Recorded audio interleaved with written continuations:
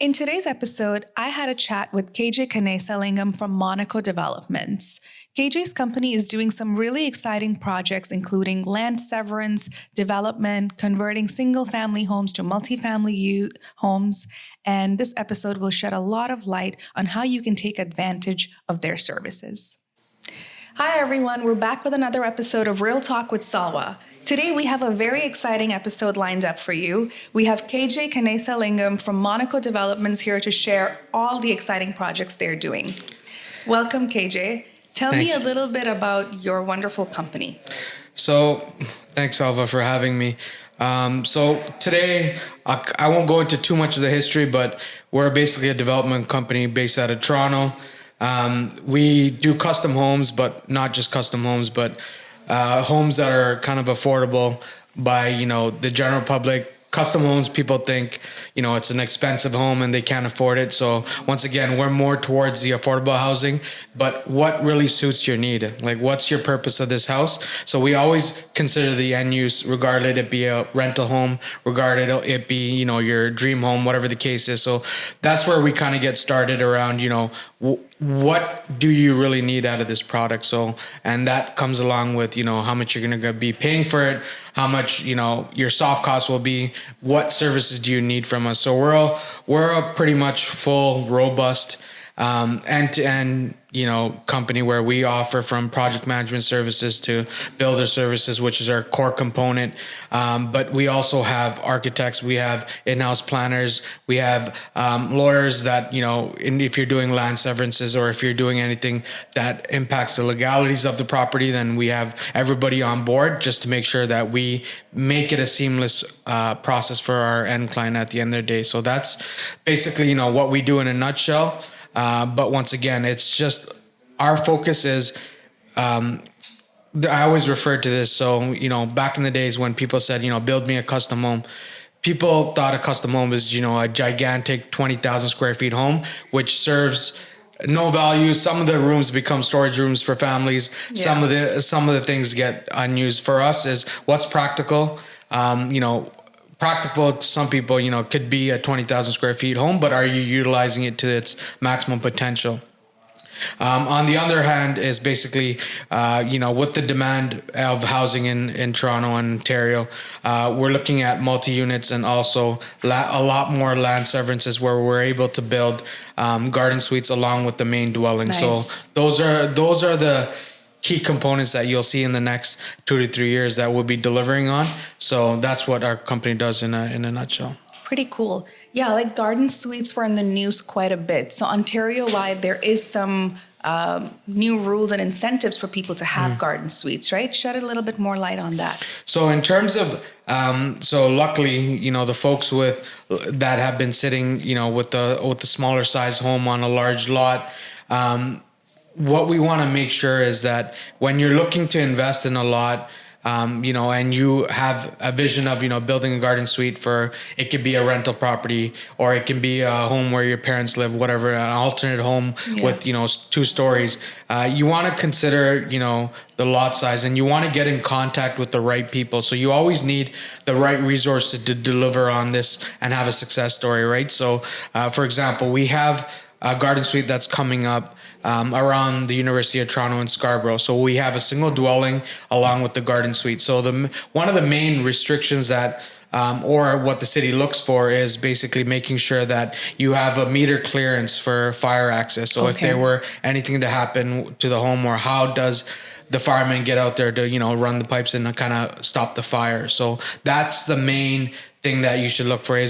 And this will be all provided to you by your city planner, your architect, if you have those resources, or we can provide that as well. Yeah. So as I said, we have all those in-house, so you can work with the team to see, to get you to the permit level, and then we will also take you to permit level to turnkey as well. So we have those core components kind of lined up, which kind of makes it seamless for everyone. But going back to my story, so so this investor, what he wants to do is he wants to be able to live in the main dwelling, and then he wants to be able, considering it's a university area, he wants to be able to rent out the single the garden suite for a rental property. So that's where he's going to benefit from. And for sure, this this has been a longer process, and we started this process earlier with this investor even before the city announced it. We try to kind of get into understanding, what does it really take for us to put two homes on a single lot that are separate dwellings, not townhomes, whatever the case is. And then once we got into the talks with that, that's when this garden suite kind of got launched. But prior to that, this idea of laneway suites was already popping up around the downtown core. Yeah. And those are, once again, you don't have much space. So that's why, it's basically a garage that's converted into a house, right? So with frontages at, 23 to, 23 footers, 25 footers, those are tiny homes. So once again, this kind of segs way back into what I was mentioning earlier around what's the purpose of, the person buying this home? So it be a client or it be an investor. We have to kind of journey map this whole thing to see, where can we support you and where can we kind of save you some money? So it all comes down to, each client and each individual, what do they want from us at the end of the day? So we do have, as I said, we can offer from services from construction to basically the entire ensuite, but it has to make sense for both parties involved. Got it. So if somebody wants to take advantage of, the high interest rates, which is causing a lot of home prices to be very competitive these days. So if an investor wanted to take advantage of this time and they wanted to buy something in the GTA that is a detached home, would you be able to advise them, like if they hire you to say, yes, buy this property because there is potential to create a garden suite here too? Like, will you just look at the property and know if permits and stuff can work out on that? So I'm a person of double checking and triple checking. So what I do is, and this is what it all comes down to: how resource are you, right? As a company, as an individual, what value do you bring? And the value that we bring is that if you were to give me, if a client or investor is looking for a property, if they provide me with an address, I can give them a whole synopsis of what can it be used for within a matter of minutes. So that's my strength in terms of turning around valuable information, because at the end of the day, we're looking to build this long relationship with our investors and clients that want to build their dream homes. We're not building sheds out here, right? We're actually building homes that people are going to enjoy and actually find the value. And everything is expensive. Homes that will resist the winters that we're going to get in Toronto. Yeah, exactly. Yeah. So making sure that, we're delivering quality, speed, and always making sure that, they're getting the value that they were looking for out of the home. It be, whatever type of home it may be. Got it. So say they're making a purchase of $1 million. And obviously, if they're buying this as an investment, they're going to be putting down 20%. After they own the property and they hire you to do this, end-to-end delivery of a garden suite, how do you as a company provide financing based on them being already leveraged with their 20% down payment? So we work with a number of institutions that offer construction financing. So considering we'll do a budget, even so this is where people always burn themselves, is that they don't really budget accurately even before starting the project. And budget is always done with your architect and your construction company. And it's more of construction management, where some people don't have that family knit relationship with, the three individuals involved, because that's going to dictate your price and how much money you need down the line, whatever the case is. So, putting up one wall might be simple to someone, but putting that one wall up is, you got to look, what's beyond it. What wall is it supporting? So there is technicalities to it. We're not just throwing numbers for no reason, but I think getting the people involved at the earlier stage, defining the budget, and then also for us, having these relationships with these lenders, we can get you in-house financing and making sure that it's a competitive rate and you're not really, bearing yourself with, a burden of a heavy construction loan once the project has been completed. And the fact that we don't run over budget as well. We want to be efficient, but we also want to consider the individual and what their consideration is in terms of financing. Got it. So the construction loans are coming from companies that believe in the after renovation value of the property. So, with any mortgage broker, of course, they always ask for, your as is and as if survey once it's complete. So we also provide those designs to make sure that, we're painting a picture on what we're delivering, and you have that information accessible to you. So we make it strong enough for you to get the right financing that fits your needs. Got it. Now, you had mentioned that recently you're working on a project that required land severance. So you would have a home, do the land severance, and build 2 homes on that same lot. How complicated is that process? It is. It is. I would say it's very, very lengthy to kind of be short. So we started the project maybe in 2019, 2020.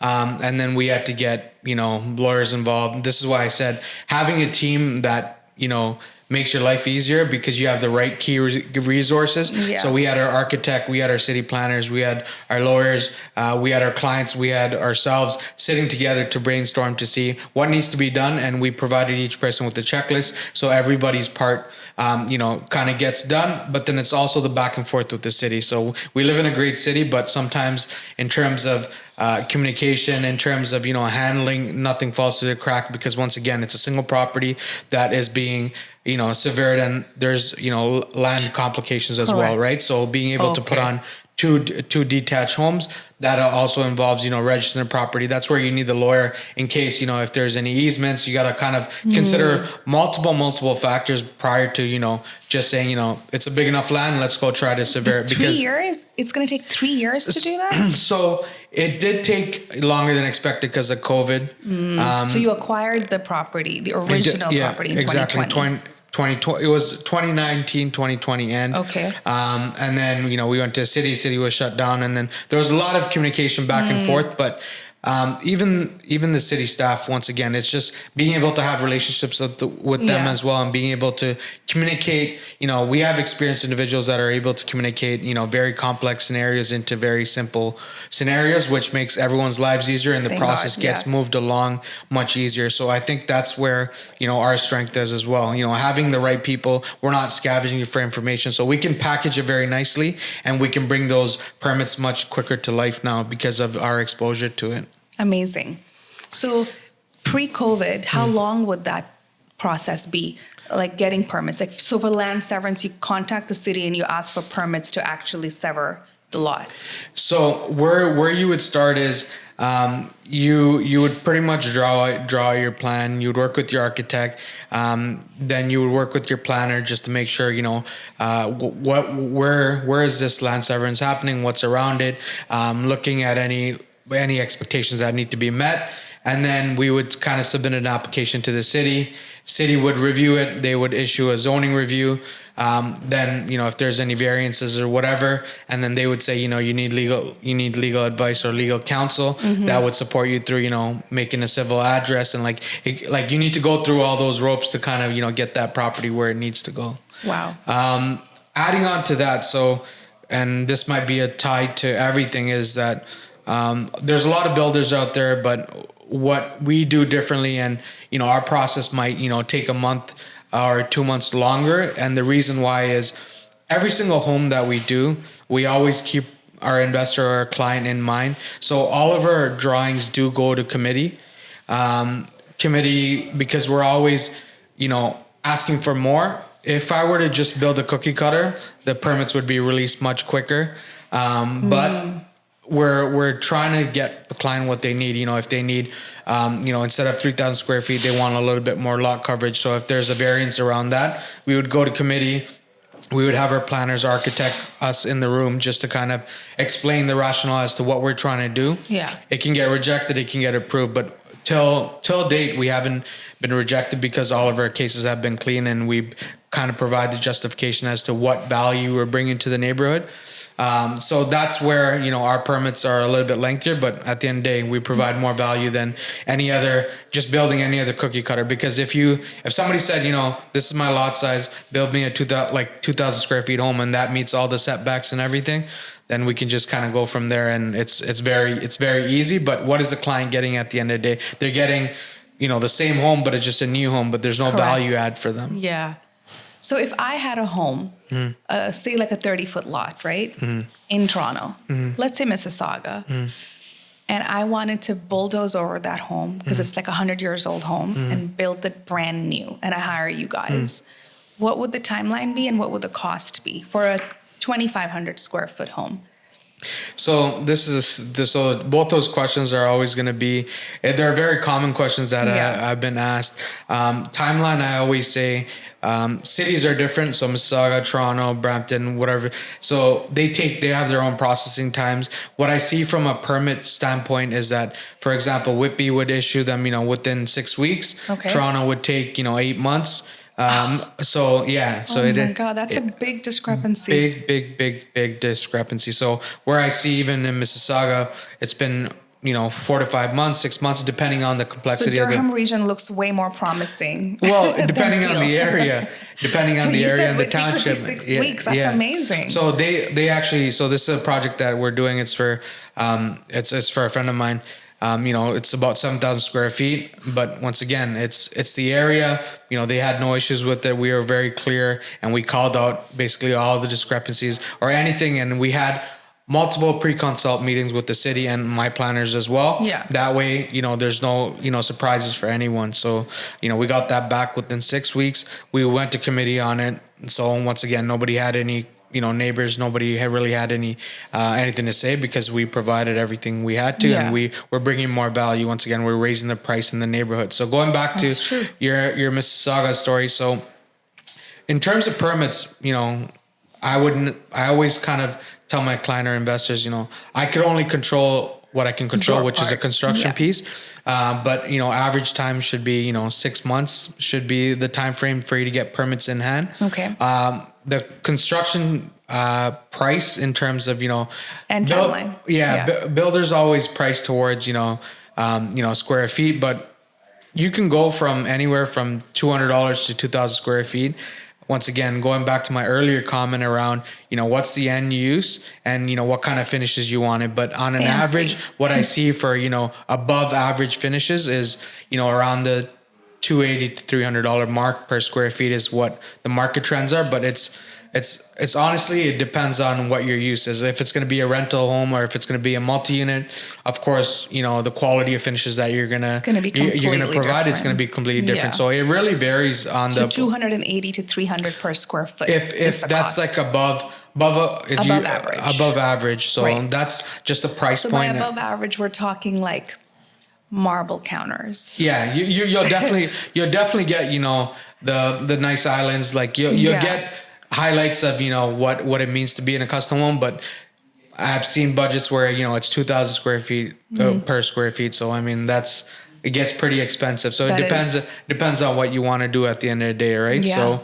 timelines in terms of build, 6 to 8 months should be the construction. 6 months for permits and 6 to 8 months to build the whole thing. So, give and take within 12 to 14 months, the house should be pretty amazing. Pretty good. Yeah. And once again, coming from an era where, in COVID, there was many shortages on projects. Yeah. Even then we were able to close like a 5,000 square feet home within a year.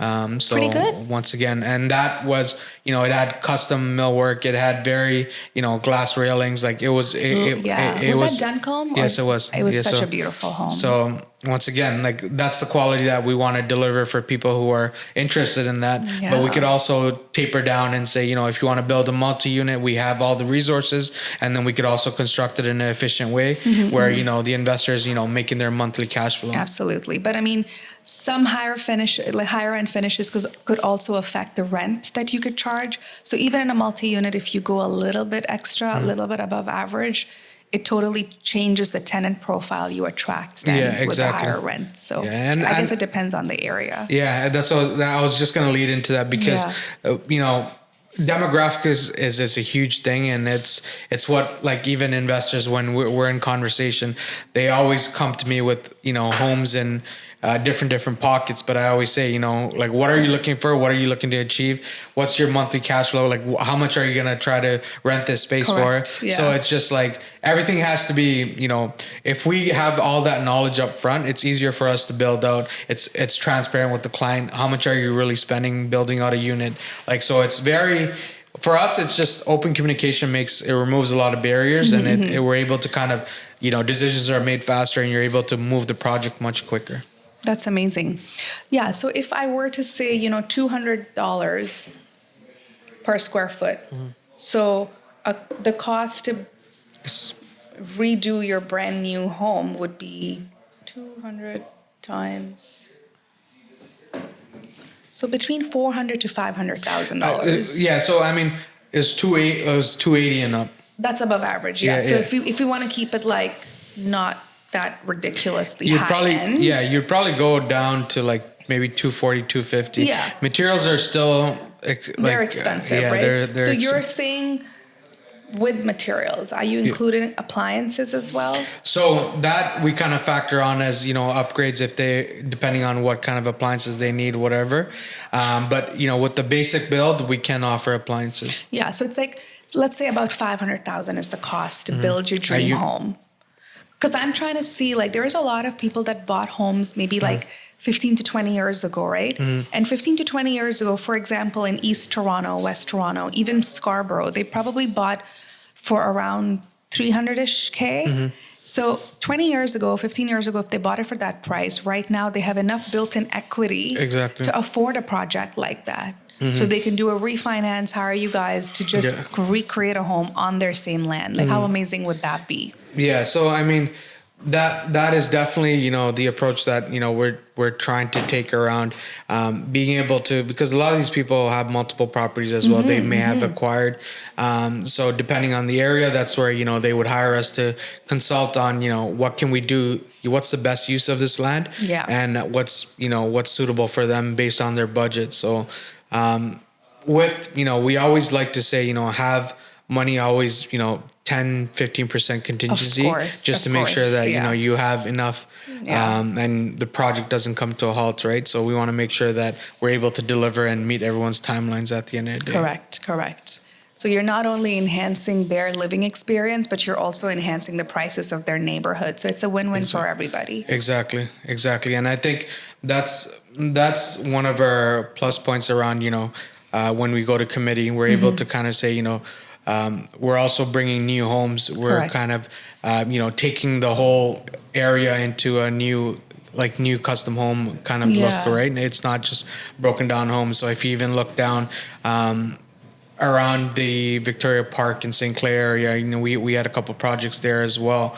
Once we built our home, it's pretty much a landmark in that area because, everybody stops by to say, like I've even driven by and, you can see the difference. You can see the difference. It's an energy efficient home then, right? Because a lot of the homes that are so old, they can't really be the most energy efficient homes. People are probably losing money on their electricity, heat, all of those bills too, because it's so old. Yeah, and I think we are trying to go as green as possible, just to make sure that we're able to kind of build these homes with keeping energy efficient in terms of the type of windows we use, type of doors, type of materials that we use, and this goes back to our whole affordability and best use of your house as well, right? So a lot of people have consulted me because of custom homes. People think, if you have a custom home, you need to have an elevator in it. So I can count the number of elevators that have been used and also the number of elevators that have become storage rooms. So I could imagine. People do give up on the elevator unless, they have, a 3-story with, they have elderly people. They might use it for that purpose. But aside from that, it's just people give up on it because of servicing and maintenance fees that kind of add up over the years. Yeah. So how much does an elevator add to the overall cost of building a home? So I'll give you, from a builder perspective, we can get elevators anywhere from, $25,000 all the way up to, you can go really high in terms of permit that you need to have. So that, as long as you build it into your plan, your architectural drawings, your structural drawings, it needs to be supported by the right beams. You need to structurally make sure it's bind with the whole building, but there's no special, application that you need to put for an elevator. As long as it fits the plans with the architect and draws. The main thing that they look at is, once again, your structural engineers should be able to make sure that it's covered off by the right beams. It has the structure support that it needs. So this comes back to talking about my structural engineer. So a lot of engineers and a lot of clients complain that, these consultants that we have, they charge an arm and a leg. But I'm going to give you a prime example why we have such strong engineers and why they're costly. So, for example, an engineer could cost for him to do his structural drawings for a home could cost anywhere from $5,000 to $10,000. Okay. Where it varies is that engineer can define if you're going to spend $30,000 on beams or if you're going to spend $10,000 on beams. He has a control, and if he has the knowledge, he will be able to articulate what beams can be replaced with. Can it be steel beams? Can it be wood beams? So he's able to play with that, and he's able to calculate and articulate what beams should be used just to kind of save the client money. Because once again, those beams are not cheap. So you got to pay the right engineer in order to save you money. You got to find the right engineer. Yeah. Exactly. It'll save you money in the long run. So people are like, oh, he's just doing a couple of drawings. It's a template. You just got to, you know what I mean? So these kind of questions are always asked, and I try to explain to my clients. And then after they realize it, and after the drawings are done, I always pinpoint and I would say, you have 4 beams, 4 steel beams instead of 6, but those additional 2 beams is being carried by other LVLs that are wooden beams that are strength, and they're also approved, and they meet the pressure threshold for each beam. So it's not like, we're undercutting, but we're making sure that it meets all the requirements. If not, we secure it with more wooden beams, but we're also financially saving you at the end of the day. So that's where, you need to be able to communicate with your clients and investors and show them where you can save them money versus them saying, no, this engineer is too expensive. I'll go find my own engineer. So, interesting. So that's just an example of my engineer, but I think that goes, for all my consultants that I have on my team in terms of my planners, my architects, my engineers. So the planner, architect, structural engineer, project management, these are 4 additional costs. Those are all part of the soft cost. So even before construction starts. Got it. So there's a holistic price or structure that you show to your clients. Yeah, exactly. So the soft cost, I say this is basically, I'll overlook it. I'll introduce you to we'll work together and clear the consultants. And then once permits goes in, that's when your construction costs start. So there's always soft costs, and people tend to forget or they overlook soft costs, but soft costs could slowly add up depending on what you're trying to achieve, right? Yeah. But those also contribute to your processing time of your permits as well. If your consultants are, very articulate of, how they display the information, how easy is it for somebody to examine, your permits are much, approved faster, and you don't have to jump through hurdles to get them approved because you're very clear and concise of what you're delivering on. And a few of the homes of yours that I saw, they're beautiful. I mean, I guess I saw them staged too, but the staging along with the finishes, it just painted a very luxurious, beautiful picture. So who does the designing? So we sit down with the client and the investor and architect, and we have a planning session just to see, okay, you tell us what you want, we'll sketch it out, and we'll go through multiple planning sessions as to what do you see yourself doing in this room? Do you think you'll be ever using this as an office? Because we don't want, our goal is to make sure that clients and investors don't build dormant, cold space. Correct. So we try to utilize every single inch of the build just to make sure they maximize. Once again, our thing is, you're paying a hefty fee to construct. Why not use every part of your home? Extra beautiful. Yeah. Exactly. Where if you want to add, and that's where we can kind of, we can scale down and scale up. So we're really adaptable, and we're really agile, I would say, in terms of, having different tiers of workmanship as well. So in terms of, I have 3 tiers. So what I do is A, B, and C, depending on what kind of build, what you're looking to achieve. We basically kind of work with each of the teams because that way, we're not using, our A team to, do smaller jobs or, a very simple build out versus we were not using the C team to build out very complex scenarios. So that way we try to pull on each person's strength just to make sure that we're delivering quality every single time. Because I feel like once you try to paint every home with the same brush, then it's not a custom home. Exactly. So it loses its overall image, right? And like little things make a big difference, right? Like the hardware you guys choose for cabinets, the faucets, like all of those little things make the product come together. I don't know if you guys do wainscoting or crown molding and stuff nowadays, but I saw like waffle ceilings in one of your properties, I believe. So just around the type of style, and this is what has been, it's been in terms of investors and being able to kind of change your mindset around Victorian homes and modern homes. So we're more aligned to the modern homes. It's people think just because it looks like a box, it's cheaper. That's not the case. So not true. We use a lot of ACM paneling. It's one of the most cleanest and most modern type of cladding that you can use. Brick and stone, you have it. You can do any veneers, or you can make it look like a Victorian home. But we're kind of shifting it a little bit more.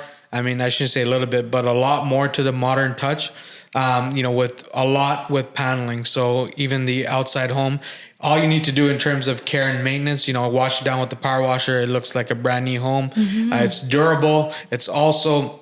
We also make sure that we follow the right procedures in terms of venting the building and also protecting the building from any vapor or anything like that. Because of its build out and how it looks, we make sure we kind of wrap it with a special type of sheathing, which is blue skin, which protects the building from any moisture and whatnot. So those things kind of add up on the modern side, but we're more about open space and allowing your brain to think once you walk into the house, right? So once you have, you add wainscoting or you waffle ceilings, whatever the case is, I feel like it removes your focus. But if you walk into one of our homes, you will feel like you can breathe a little bit more is this type of homes that we're building, right? It's a lot more, less walls, of course, it's more the open concept. Love open concept. Yeah, and the other thing I noticed is a lot of your homes have flat roofs. That's an indicator of a new home. Yeah. So with the flat roofs, a lot of people always say, "Oh, we live in a cold country. Can will the snow pile up what's going to happen?" Which is a valuable question. But once again, we make sure that you have that 2% slope. So people think it's flat, but you have to have a 2% slope just to make sure the water runs off. You won't be able to see it, but we make sure our roof is set up in a way like from the back or something. Yeah. So it's at each corner. We make sure that the drains are all hooked up properly.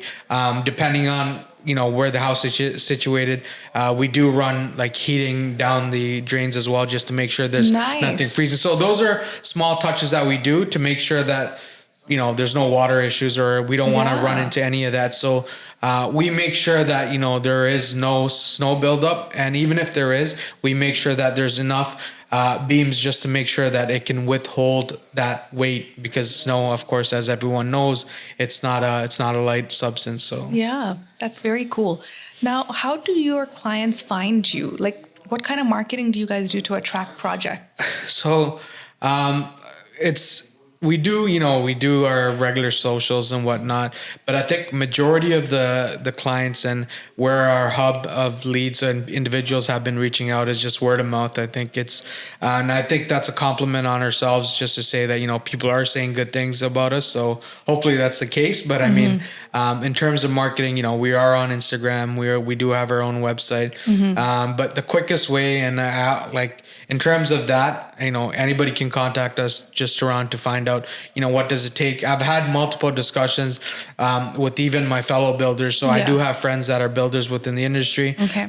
So we do help one another out just to make sure that, they might have a different strength. I might have a different strength. So we kind of combine our heads just to deliver, what needs to be done. Absolutely. But, we're just collaborating just to make sure that, we're building efficient and valuable homes for the entire community at the end of the day. Yeah. And you guys go anywhere in the GTA, or there's specific areas? So we're basically all around the GTA. So we can travel. We do have a cottage that's someone has requested us to build it in Prince Edward County. Oh, wow. So even with that, if we didn't have such strong consultants, I think we would have been in a dark hole. But because it's near water, looking at floodplain assessment, stormwater management, looking at a lot of the complex scenarios, we're able to kind of bat it very easily, is because we have the right people at the table, which is our team at the end of the day. That's amazing. Now that winter is coming, do you anticipate a lot of projects being stalled, or is this something your people can handle throughout? So people always, they're a little bit hesitant because they think for some reason construction needs to stop in winter, which is, I would think the same. Yeah, right? exactly. But no, as long as you're using the right tools, you're taking the extra precautions just to make sure that you're protecting the home. You can build throughout, and Really? I would not slow down, and I wouldn't recommend anybody slow down, because as you slow down, you're incurring costs for yourself, or you're incurring costs for the client at the end of the day. So as long as you do it in the right way, you can get it done. I think that's the way you would go about constructing in the winter. That's amazing. Just gotta bundle up. Any scary stories that you encountered recently for your projects? Scary stories. I mean, I don't think there's anything that really scares me at this point, because I think I've been, on sites where I've seen the next door house, was going to fall into, holes and whatnot. So I've been on sites. So that's where I go back to, builders taking that extra precaution to do the right shoring, making sure that they're able to kind of hold the walls up of their excavation, taking the right measures. With temperatures changing, I think that's where, they need to really consider, don't be lazy, do the right thing, and spend that little bit more money, even though it's going to cost a little bit more, because at the end of the day, everybody looks at cost and time. Just don't take the shortcut. Just, do the shoring that's required. Make sure that everyone is safe, and make sure, the properties around you are safe as well. But in terms of construction as a whole, I think every day presents you have a new challenge every day. Something always goes wrong, but it's about, you being able to address it quickly, and, you just continue going, because as every builder would say, as anybody in construction, nothing goes as planned. So that's great. And would you call yourself the project manager in Monakko Developments, or you're handling everybody do their job? So in terms of, I do have site supers, but I do see the end-to-end flow. I don't like to say micromanage, but I want to be really involved. Because once again, it's a commitment that I've provided the client. It's not somebody that works for me. So I want to make sure that all the things are being done and executed as we promised. So I do project manage, a lot of the projects, from start to finish. That can be from, making sure the drawings are reviewed, making sure, we're delivering the permits on time, making sure that the builder is delivering on time, making sure the suppliers are all held together. So managing the core component, that would be myself. That's amazing. Well, thank you so much for giving us the time to go in depth with all of these cool things that you guys are doing. If you guys have any questions about land development, land severance, if you want to create a brand new home on your land, you know who to contact, and we'll share the information in the comments below. And if there's any other questions you have for KJ or I about these topics, please do write us or share in your comments. All right. Thank you. Thank you. Yay.